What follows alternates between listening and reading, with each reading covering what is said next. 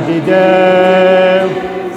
Cristo, palavra de Deus.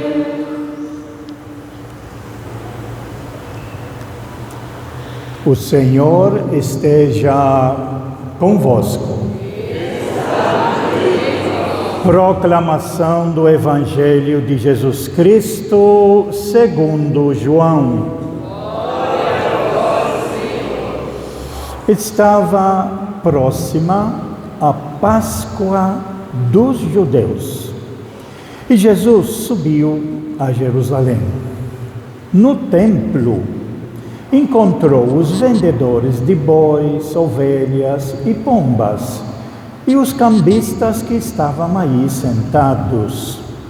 Fez então um chicote de cordas e expulsou todos do templo, junto com as ovelhas e os bois. Espalhou as moedas e derrubou as mesas dos cambistas e disse aos que vendiam pombas: tirai isso daqui.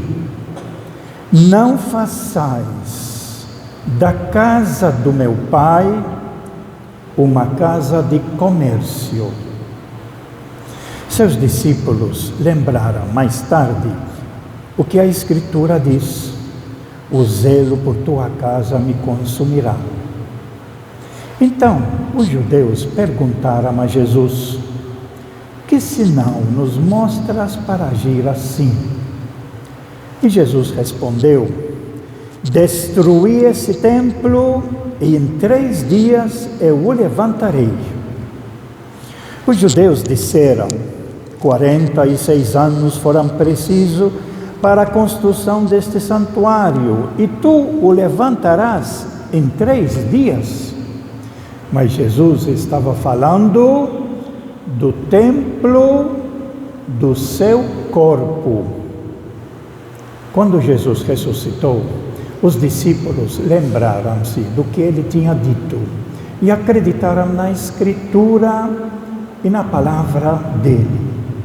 Jesus estava em Jerusalém durante a festa da Páscoa. Vendo os sinais que realizava, muitos creram no seu nome. Mas Jesus não lhes dava crédito, pois ele conhecia todos e não precisava do testemunho de ninguém acerca do ser humano, porque ele conhecia o homem por dentro. Por dentro. Palavra da salvação. Glória a vós, Senhor. Louvor e glória a ti, Senhor. Cristo, palavra de Deus. Cristo, palavra de Deus. Que estas palavras sirvam para o perdão de todos os nossos pecados. Amém. Podemos ficar sentados. Meus prezados irmãos, aqui na comunidade Nossa Senhora Aparecida, a matriz da paróquia de Helena Maria, a igreja está nos apresentando hoje mais um passo nesse nosso retiro que ela propõe fazer. Quaresma, para nós católicos, é um retiro, onde a gente continua fazendo tudo normalmente, as atividades, os afazeres, porém com um certo silêncio, uma reflexão mais profunda, pensando que é um tempo especial, então, como já cantamos, um tempo favorável. Você percebe que no Brasil inteiro, onde tem comunidades católicas, o ambiente é um pouco diferente. Não tem aquele barulho grande que muitos costumam fazer, para a gente ter um pouco mais de silêncio e ouvir, e refletir sobre a vida de cada um de nós. Qual é o caminho que nós estamos pegando? Se nós formos pegar, então, nas nossas leituras, são 5 domingos, e tem um projeto, uma sequência entre os 5 domingos. Se nós formos pegar a primeira leitura, que a gente não comentou nos domingos passados, a primeira leitura do primeiro domingo, ela mostra a aliança que Deus quer sempre fazer com seu povo. Tem aquela leitura da destruição pela água, dilúvio. E depois disso, Deus vai fazer uma aliança com Noé e deixa um sinal, inclusive, leitura que nós lemos aqui. O sinal da minha aliança, que nunca mais destruirei essa terra pela água, é o arco-íris. É um sinal apenas, que mostra o compromisso de Deus com o seu povo, porque nós somos criados por Deus. Só que aqueles que abusam, exageram, fazem o mal e vivem contrariamente à vontade de Deus, que é a fraternidade no final entre todos, infelizmente esses vão se perder. E o dilúvio foi um desses casos. Depois, nós temos, domingo passado, a primeira leitura, uma segunda aliança que aparece, que é a aliança com Abraão. A sociedade do tempo de Abraão, eles pensavam que para agradar a Deus, teria que levar no lugar sagrado, que era a montanha, construir um altar em cima da montanha, porque na cabeça deles Deus está lá no céu e nós estamos aqui na terra, e os mortos estão embaixo da terra, enterrados. Então pensavam que subir a montanha fica mais perto de Deus. Jesus mais tarde vai nos mostrar que Deus está bem aqui no nosso coração, presente em cada um de nós. Mas essa mentalidade permaneceu, inclusive, entre nós hoje. Sempre quando fala de Deus, a gente olha para cima pensando que Deus está lá em cima. E Jesus vai dizer, Jesus está bem perto, Deus está bem presente dentro de cada um de nós. Nós somos o seu templo, inclusive, como Jesus é o novo templo de Deus. Mas no tempo de Abraão, o povo acreditava que tem que oferecer o melhor que tem para Deus. E eles ofereciam o melhor, os primeiros frutos, os seus dízimos, e também ofereciam o primeiro filho que nascesse. Abraão não quis fazer isso, era velho, a mulher estéril, e não ofereceu o sacrifício. Até cutucando no seu coração, ele foi sendo questionado pelo povo todo, porque ele não fez esse sacrifício do seu filho, ele não ama Deus. Aí ele resolveu subir a montanha. A criança nessa época já tinha 10, 12 anos. Os outros ofereciam o primeiro filho logo que nascesse. Aí Abraão fez um altar, amarrou o filho, colocou os galhos e vai dar fogo, mas antes vai matar o filho, com a faca na mão. Essa leitura da semana passada. E veio uma voz que dizia: para aí, não faz mal a esse menino, tira a mão daí. Deus não quer fazer nada de mal a qualquer ser humano. A partir dessa data, Abraão ofereceu depois um cordeiro, o carneiro que estava preso lá na árvore. A partir dessa data, dentro do povo descendente de Abraão, que chamamos o povo de Israel, o povo judeu, o povo que é chamado, escolhido por Deus, que é contado tudo no Antigo Testamento, foi colocado como uma norma e uma lei muito forte. Tem que respeitar o irmão, seja que for. Não pode matar. Essa é a segunda aliança com Abraão.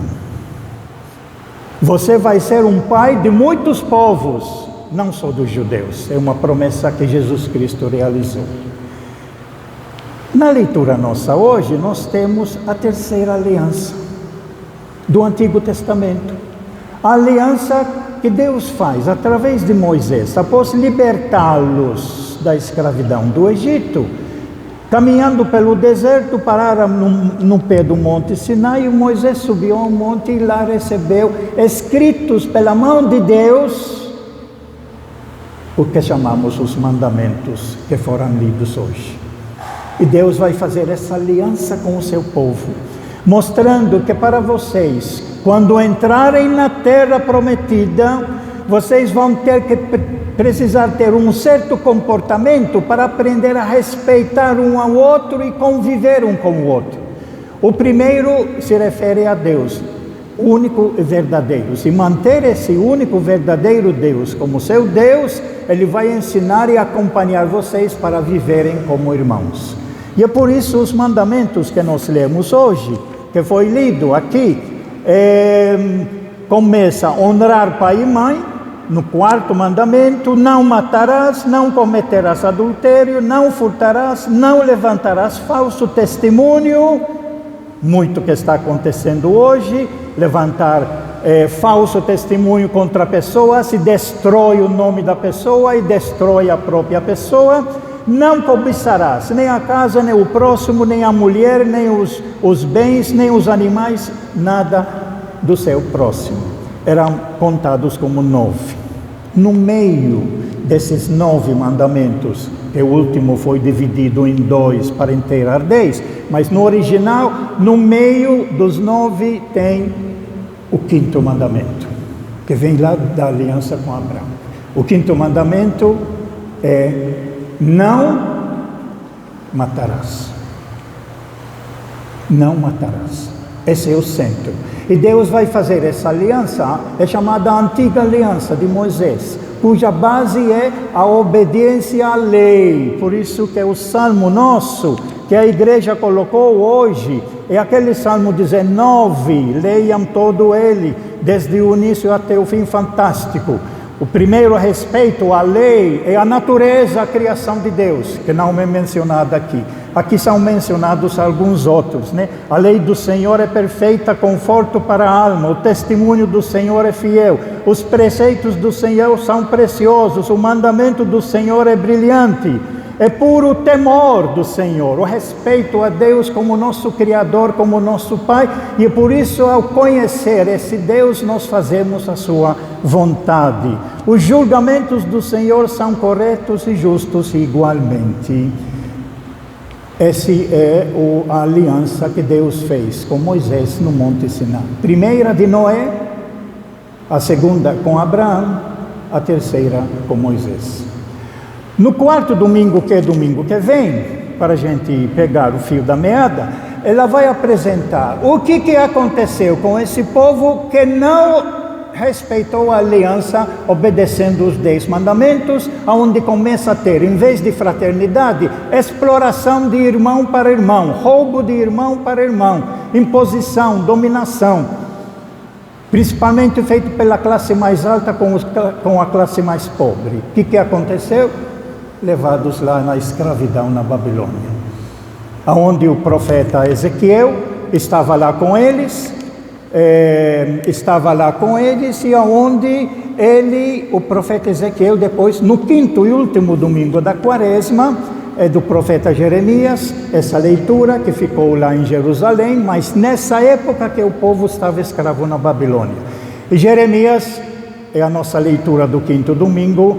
Ele vai profetizar e dizer: a aliança que foi feita por Deus com seu povo no Monte Sinai para obedecer o mandamento, infelizmente não serviu, porque o povo quebrou a aliança.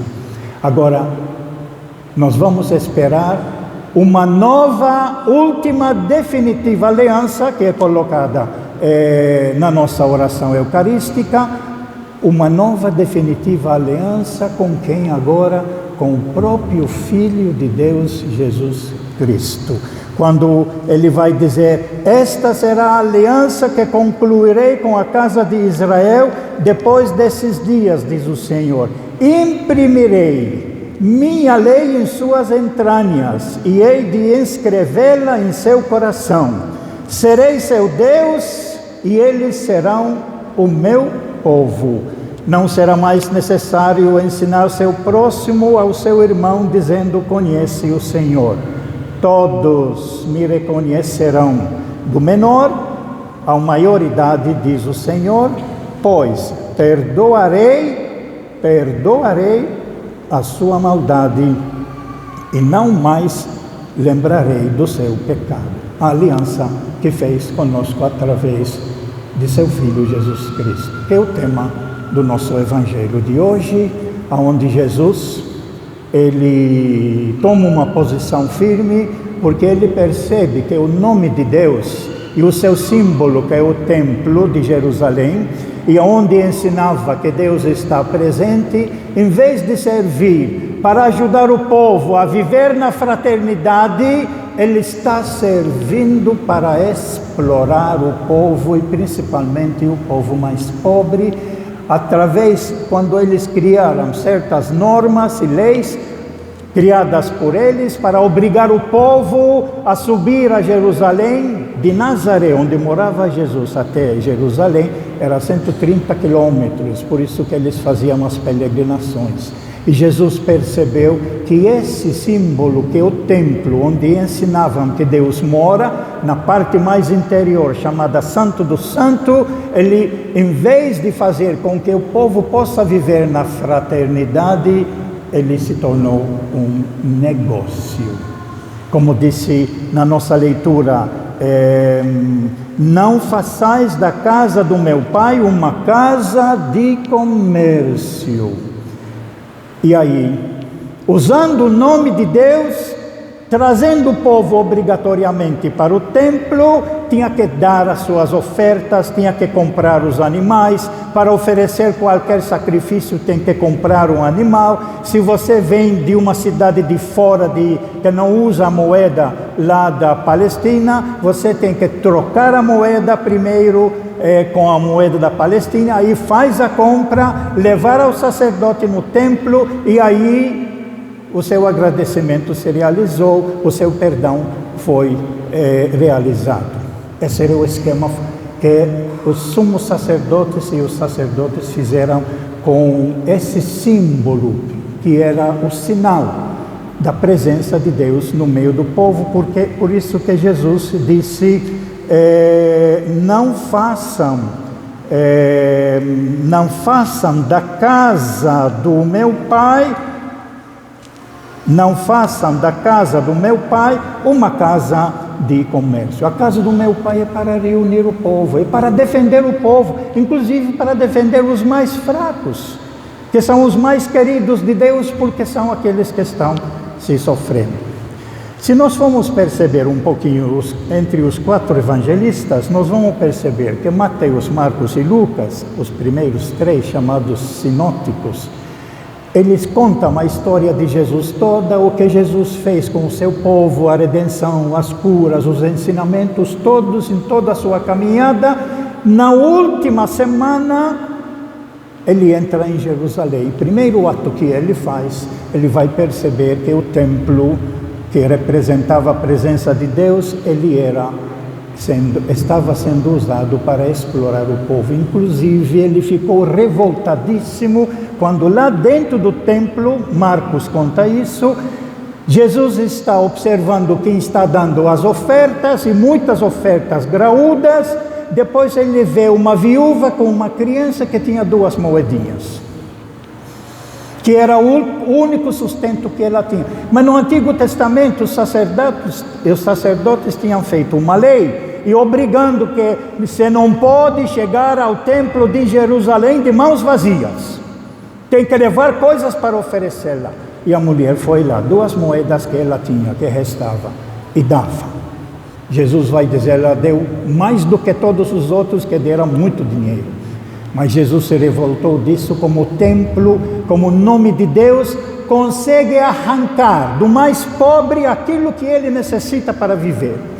Talvez não é à toa aqui que o evangelista João, ele introduz uma frase do Salmo 69, que é assim: seus discípulos lembraram-se mais tarde que a Escritura diz, o zelo por tua casa me consumirá. Esse salmo é o salmo do grito do pobre, que está sendo injustiçado. Talvez ele está sentindo que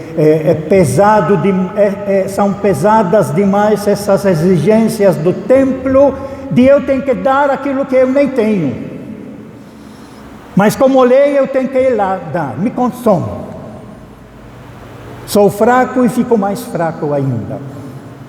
Talvez por isso que São João colocou isso, porque as leis de pagar as coisas no templo eram muito pesado, principalmente para os mais pobres, que não tinham nem condição de pagar, e é por isso que se sentiam e eram acusados constantemente pecadores, e vão para o inferno, porque não obedecem à lei. O que Jesus vai fazer com essa situação? O evangelista João coloca esse fato no 2º capítulo. Depois da transformação da água em vinho, onde ele vai mostrar que o que foi o Antigo Testamento, a Sagrada Escritura, que era o Antigo Testamento, essa aqui agora não serve mais. É importante como história para a gente aprender, mas agora o que serve é o novo, o vinho novo. Agora, o que serve, que é Jesus.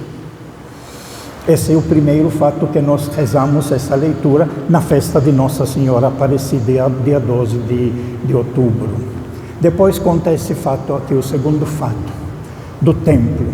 Destruam esse templo, que não serve mais, e eu reconstruirei em 3 dias.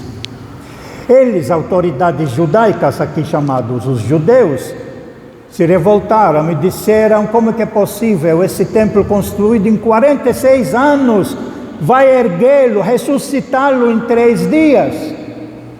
Mas diz o texto aqui, mas Jesus estava falando do templo do seu corpo. O corpo de Cristo é o templo novo. O corpo de Cristo é o templo novo. Agora, a presença de Deus, portanto, não está mais num lugar físico, fechado entre 4 paredes. A presença de Deus vai nos mostrar Jesus renovar, porque sempre existia assim antes. A presença de Deus, primeiro, está em toda a sua criação. Depois, mais especificamente, a presença de Deus está em cada ser humano. Nós somos o corpo de Cristo, como diz na reflexão que Paulo faz nas suas cartas. Jesus, é a cabeça de um corpo. A cabeça faz parte do corpo. Ele é a cabeça como a cabeça orienta toda a nossa vida. E nós somos o seu corpo, nós somos o corpo de Cristo. Esse é o novo templo. Por isso, Paulo, em outros lugares, vai dizer: nós somos templos do Espírito Santo, do Espírito de Jesus Cristo, o Espírito de Deus.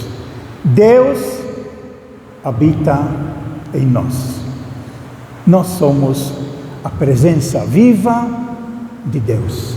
E aquilo que nós fazemos para o bem, estamos dando testemunho da grandeza e maravilha de Deus. Na nossa vida, no dia a dia. Por isso que o tema da campanha da fraternidade é aqui, que a igreja nos apresenta todo ano para fazer a nossa reflexão junto com as leituras, amizade social. Nós somos a presença de Deus viva, não simplesmente aqui. Aqui é como um posto de gasolina, como diz o Papa, que a gente vem para se abastecer. Aqui é como um almoço que você faz na sua casa, que precisa parar um pouco para se abastecer, para continuar a caminhada. Deus está presente na nossa vida, e é na nossa vida que nós vamos criar aquilo que pertence a Deus, que é a fraternidade. E o tema da campanha da fraternidade desse ano é exatamente fraternidade social. Fraternidade, tentar criar a fraternidade, tentar quebrar as cadeias da perseguição, do ódio, da vingança, na nossa vida, na própria casa, com os nossos vizinhos, com outras pessoas, de outras religiões, de outras nações, de outras línguas, criar a grande fraternidade que Jesus Cristo nos trouxe. E o tema da campanha da fraternidade, portanto, concretiza esse grande desejo de Deus, feito no seu Filho Jesus Cristo, que é o corpo de Cristo, que é o templo de Deus. E é por isso que no grande mandamento que Jesus Cristo nos trouxe, falou de novo De novo, novo mandamento: amai-vos uns aos outros como eu amei vocês. Veja o que Jesus Cristo fez na vida dele toda. Em qualquer pessoa que ele encontrou necessitando de cura, curou, ajudou. Porque Deus está presente. Deus quer a vida do ser humano. Deus quer que vivamos na fraternidade, no amor. Esse é o corpo de Cristo, essa é a presença de Deus em todos nós. Aqui, como já falei, é um símbolo, é um sinal, onde nós podemos nos reunir, onde nós podemos juntos, cantar juntos, louvar juntos, para nos abastecer e voltar para o nosso dia a dia e viver no nosso dia a fraternidade. A última coisa que eu gostaria de completar aqui, na carta de São Paulo de hoje, tem uma frase de grande importância, Paulo aos Coríntios, quando ele vai dizer, numa frase aqui: mas para os que são chamados, seja quem for, judeu, grego, americano, seja que for, homem, mulher, seja que for, crianças, mas para os que são chamados, tanto judeus como gregos, esse Cristo, que o Evangelho chama ele o corpo, nele que está presente Deus, esse Cristo é poder de Deus e sabedoria de Deus. Por isso que o principal na nossa vida é conhecer Jesus Cristo, quem é para segui-lo, mas Jesus Cristo verdadeiro, porque é propagado por aí, por várias pessoas, um Cristo falso, enganoso, interesseiro. Quantas igrejas e grupos que usam a igreja e a fé para explorar o povo, para tirar-lhe aquilo que eles necessitam para viver. Nós precisamos conhecer o verdadeiro Cristo, porque a sabedoria verdadeira vem dele. E não é apenas Cristo manso, mas Cristo pregado na cruz, que essa grande contradição. Nós, porém, pregamos Cristo crucificado. Por que crucificado? Porque o que ele fez de bom para nos ajudar, o que ele ensinou, incomodou tanto essas autoridades, donos do templo, que disseram, ou ele ou nós. Isso nós vamos participar da Semana Santa. É uma pergunta que a gente precisa ouvir a criança quando entra na igreja. Eu já falei isso outra vez com a mãe, durante o dia, e entra e começa a criança a ver as coisas, e ver o homem lá crucificado na cruz, não sabe nada ainda. Ela pergunta: mãe, quem é esse homem? O que fizeram com ele? Por que o crucificaram? Pois é, essa é uma pergunta fundamental.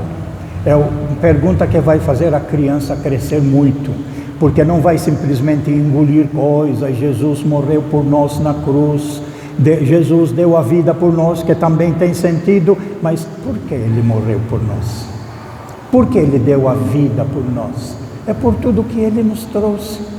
É porque ele mudou uma realidade concreta, mostrando que Deus está em cada um de nós. Por isso que, de uma maneira ou outra, não necessita mais de templo físico. Nós temos essa construção e esse templo para a gente poder se encontrar. Mas o templo somos nós. Quando a igreja está reunida, nós somos o templo de Deus. Não a construção, que é o templo de Deus. Somos nós reunidos que somos o templo de Deus. O novo templo de Deus, que promove a fraternidade e a paz.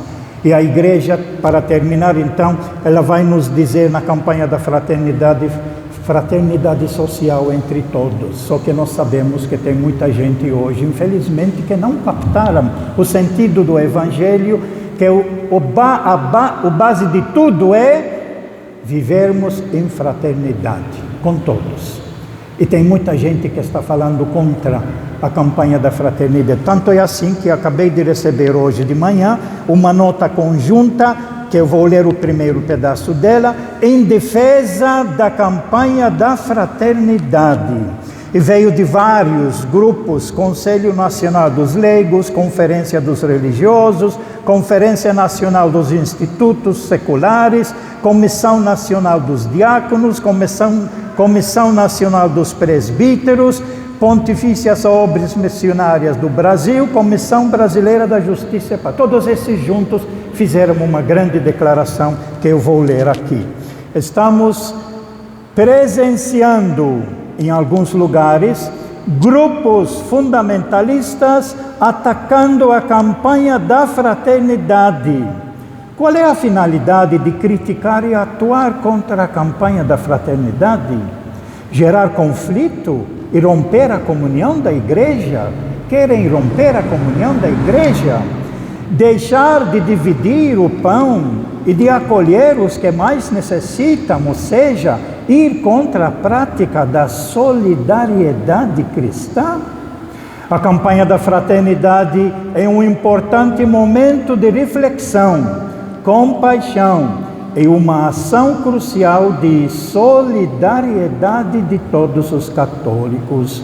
Expressamos nossa total comunhão com a campanha da fraternidade coordenada pela CNBB, que nesse ano traz o tema da amizade social.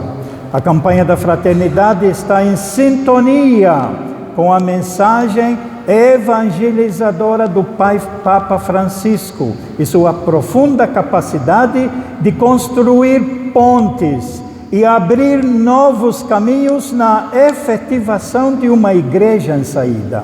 Uma igreja dos pobres e para os pobres, em sua luta diária contra as guerras, contra a indiferença, contra a fome e contra a dor dos órfãos e oprimidos. Isso é a campanha da fraternidade que há 60 anos, nós estamos celebrando 60 anos, a igreja vem nos apresentando a defesa da vida, em todos os sentidos. Acompanha cada ano os temas e lemas que foram produzidos e os cartazes da campanha da fraternidade. A campanha da fraternidade é a base da nossa fé. A fraternidade é a base da nossa fé. Se nós somos católicos e nós não temos e nem promovemos a fraternidade, simplesmente católicos de nome, não de verdade. Se o Espírito de Deus verdadeiramente está em nós, Ele sempre nos leva a amar os irmãos, a perdoar, a ter misericórdia. Essa é a campanha da fraternidade que queremos cada vez mais promover, porque ela nos ajuda a fazer o nosso retiro, a refletir se nós estamos no caminho certo. Por isso a quaresma.